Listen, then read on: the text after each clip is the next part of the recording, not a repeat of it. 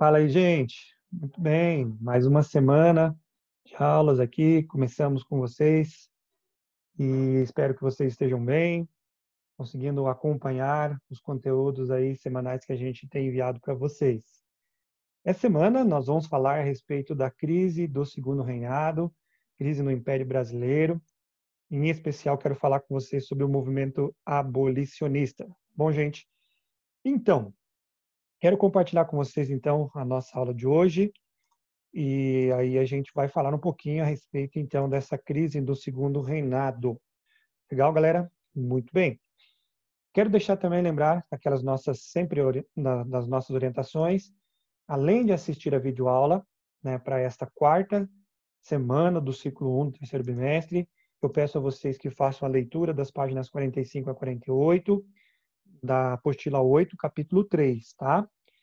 E depois as atividades da página 49, das páginas 49 e 50 também da apostila 3, da apostila 8, perdão, capítulo 3. Certo, galera? Peço a vocês a participação no fórum, e não só para responder a pergunta, mas se vocês tiverem dúvidas, por favor, entrem em contato comigo através dali e na sala virtual, galera. É um recurso importante para vocês. Não deixe de participar, isso vai ajudar, é um tempo que a gente pode trocar algumas ideias e conversar um pouquinho mais aí a respeito da nossa matéria, tá bom? Então, eu espero vocês lá na nossa sala virtual. Vamos falar então sobre a crise do Império. A crise do Império começa justamente a partir dos 20 anos finais, das duas últimas décadas do Império Brasileiro. Nesse interim, alguns grupos começam a demonstrar muito descontentamento com a política de Dom Pedro II. Entre esses grupos, nós temos a Igreja Católica, os militares, os republicanos e os abolicionistas. A Igreja Católica, ela deixa de apoiar, ela quer, né, a liberdade em relação às suas próprias ações, porque estava presa com a Constituição de 1824, onde o imperador tinha o poder de tanto de nomear como também de despedir, de tirar alguns bispos das suas funções. Então, eles queriam maior liberdade nesse sentido. Os militares ganham força, especialmente após a participação na Guerra do Paraguai, querendo maiores, né, maior voz dentro da política brasileira depois disso. Os republicanos também querem a limitação do poder do imperador e é um grupo que começa a ganhar força. E os abolicionistas, que seriam esse grupo que estavam insatisfeitos com a política de escravidão ainda no nosso país, tá bom? Então vamos falar a respeito dessa velha monarquia no novo Brasil. O Brasil passou por muitas transformações no século XIX, devido especialmente à produção de café, né? Então trouxe muitas riquezas para o nosso país. E também a chegada de imigrantes no nosso país vai também causar uma certa mudança na nossa sociedade. Não só aquele branqueamento da população, como nós falamos anteriormente para vocês, mas também eles trazem ideias, trazem uma nova forma de vida. E é isso que começa a aparecer dentro do nosso país. Além disso, também, nós temos novos hábitos que começam a surgir, especialmente porque a sociedade brasileira começa a ser cada vez mais, algumas delas mais ricos, têm a possibilidade de ir para a Europa e agora querem copiar essa moda europeia aqui no Brasil, né? E eles começam a trazer isso para o nosso país.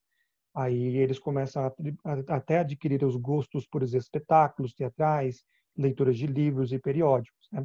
Esta rua é uma rua lá do Rio de Janeiro mesmo, né? A Rua Ouvidor, no centro do Rio de Janeiro, que foi muito conhecida na época por ser um centro comercial, em especial de venda de livros, revistas e periódicos. Até hoje é uma rua no centro do Rio de Janeiro de comércio e foi uma rua muito movimentada nessa época aí, devido justamente a essa febre, nova febre, por essas transformações que trouxeram o enriquecimento de certa parte da população brasileira.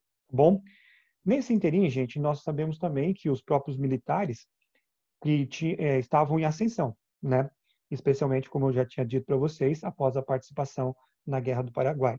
E agora eles deixam uma atitude mais passiva e começam a ter uma atitude de maior luta, né? Eles querem realmente cada vez mais participação no Estado.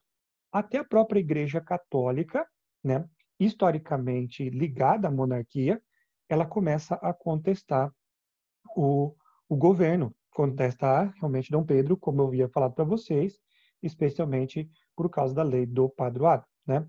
Então, eles querem maior participação. Com isso, gente, o que está acontecendo? Os três grandes pilares de sustentação do segundo reinado estão ruindo. Os militares, primeiramente, depois a Igreja Católica e um terceiro grupo que nós vamos falar agora, que são os grandes proprietários de terra.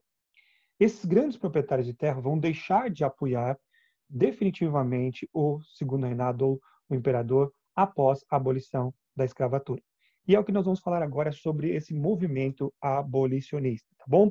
Então, nós sabemos que o regime de trabalho escravo no Brasil foi adotado, né, desde a chegada dos portugueses praticamente aqui. Um pouco depois, alguns anos depois, especialmente com a produção de cana-de-açúcar no Brasil, se torna cada vez mais intensa a vinda de escravos para o nosso país. E isso se manteve por mais de 300 anos. O Brasil é o país da América onde a escravidão demorou mais tempo para acabar e foi também o país da América onde mais escravos aportaram, chegaram aqui, né? E desde o início a gente sabe que houve muita violência no trato, né, opressão dos donos de escravos contra os escravos africanos. De um outro lado, havia resistência. Logicamente, os escravizados não aceitavam isso numa boa, né? Muitos deles, como vocês veem essa reconstrução aí do Quilombo dos Palmares ao fundo aí, tinham outras formas de resistência. Que formas de resistência? Fugiam, né? Rebeliões armadas, organização de quilombos, como eu mostrei para vocês ali, e o sincretismo religioso. Alguns senhores até achavam que talvez os seus ah, escravos estavam adorando Jesus, Maria, mas de fato eles estavam adorando os seus próprios deuses porque colocaram outros nomes neles. Isso se chama de sincretismo religioso. Então, de uma forma escondida, ainda assim, eles resistiam à escravidão ou à forma de vida que queriam impor sobre eles, tá bom?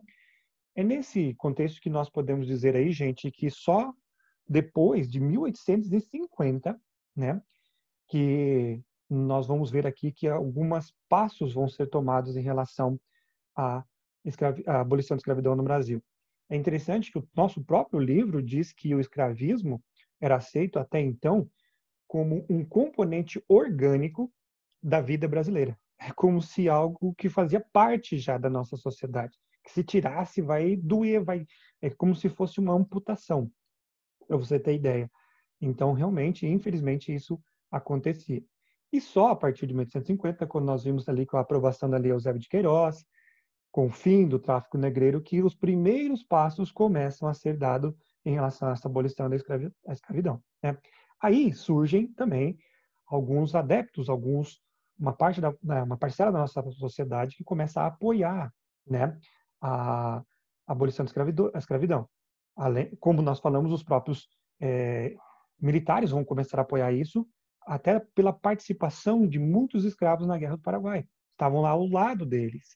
E depois, com o fim da guerra, passam a apoiar, então, a abolição da escravatura no nosso país. Tá bom, gente? Então, isso se torna uma pauta da política nacional falar a respeito da abolição.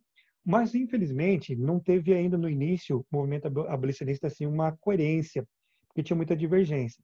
Por exemplo, tinha os proprietários de terra.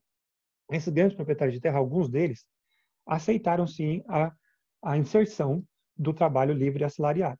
Fizeram isso lá no Oeste Paulista, por exemplo, e já estavam utilizando as suas terras. Enquanto outros falaram, não, não, não, nós não vamos abolir a escravidão se não tiver uma indenização pelos nossos escravos aqui, né? Então veja que não havia ainda certa coerência nessa, ou uma certa concordância em relação aos rumos desta abolição da escravidão.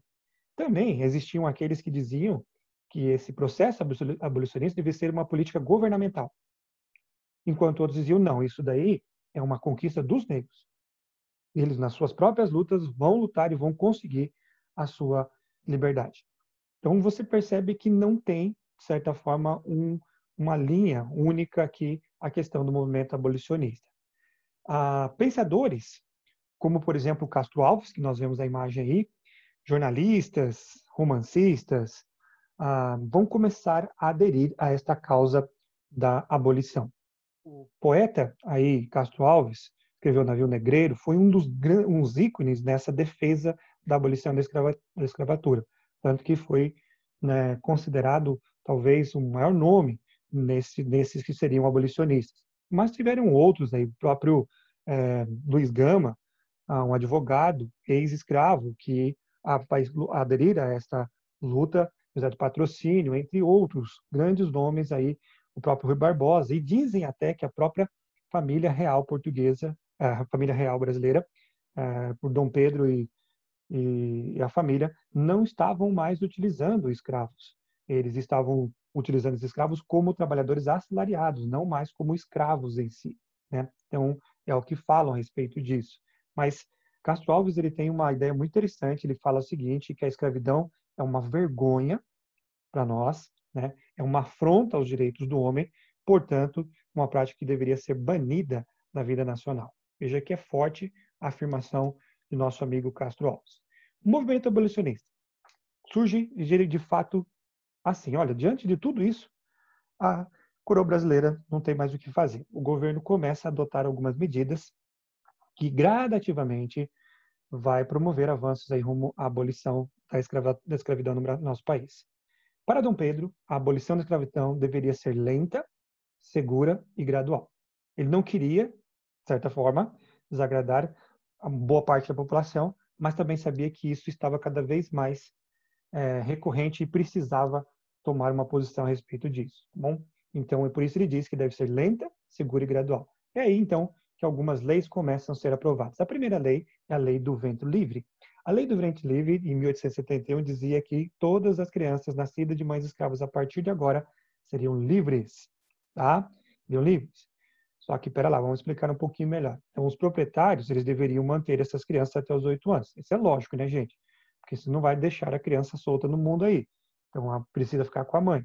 A mãe não vai ser libertada, é só a criança, né? Então, a mãe continuará escrava e a criança seria libertada.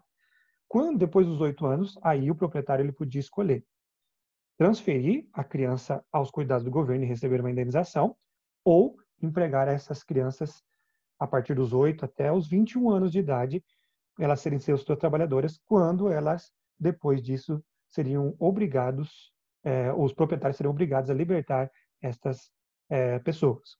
Muitos proprietários preferiram ficar com as crianças, porque esta é a idade de maior produção de um escravo. Mesmo pagando, mas pagando uma mão de obra mais barata, ainda assim eles acabavam então ficando com esses escravos. Então, se você fizer bom de matemática, pensa aí, 1871, quando foi instalado, muitos desses daí, na verdade, todos esses aí nem se ficaram com os seus senhores até os 21 anos, não foram beneficiados por essa lei, porque de 1871 a 21, 1892, a abolição da escravidão definitiva veio no Brasil em 1888 com a Lei Áurea. Então, não foram beneficiados diretamente com essa lei, a não ser aqueles que foram libertos depois dos 8 anos. Tá bom, gente? Então, essa é a lei do ventre livre. Outra lei foi a lei do sexagenário. Essa lei foi pior ainda, né? Em 1885 foi estabelecida a lei que dava liberdade aos escravos com mais de 65 anos. Bom, esta lei ela ficou conhecida como a Lei da Gargalhada Nacional. Por quê? Porque dificilmente um escravo chegava a essa idade, galera. E outra coisa, que quando chegava nas condições que nós encontramos nessa charge, né? Aos cacos, são com péssimas condições de vida. E recentemente até nós temos visto aí que muitas pessoas têm comparado as novas leis relacionadas à aposentadoria nacional aqui com a lei do sexagenário, onde nós só vamos chegar à aposentadoria quando estivermos aos cacos aí, né? É uma reflexão que a gente tem que pensar também, tá bom? Fazer, né, na nossa vida. Bom, outra lei, e a última lei, é a Lei Áurea. A Lei Áurea ela vai, em 1888, no dia 13 de maio de 1888, abolir definitivamente a escravidão no nosso país, sem pagar indenização nenhuma aos proprietários. Com isso, agora o governo, de fato, perde o último pilar de sustentação do seu governo, que eram os grandes proprietários de terra. Né? Então, de fato, agora perdeu toda a sustentação. A Lei Áurea, gente, é interessante se repercutir, falar um pouquinho a respeito dela aqui. É lógico que isso vai ganhar o cenário nacional, mas aos poucos, porque nos grandes centros isso vai ser mais fácil a divulgação. E as cidades mais longe, onde mais distantes, né? Elas ainda, muitos deles demoraram muito tempo para depois saber da Lei Áurea. E também, interessante dizer que alguns escravos, mesmo depois de libertos, eles permaneceram com os seus antigos senhores porque eles não tinham para onde ir, eles estavam abandonados. Né? E muitos dizem que a própria libertação não deu melhor condição, não deu uma cidadania para os escravos, porque eles ainda eram reféns da falta de trabalho e de moradia. Bom, então é isso, galera. Eu espero que vocês tenham compreendido aí a matéria e qualquer coisa nós estamos à disposição. Legal, galera? Boa semana para todos aí de estudo. Grande abraço.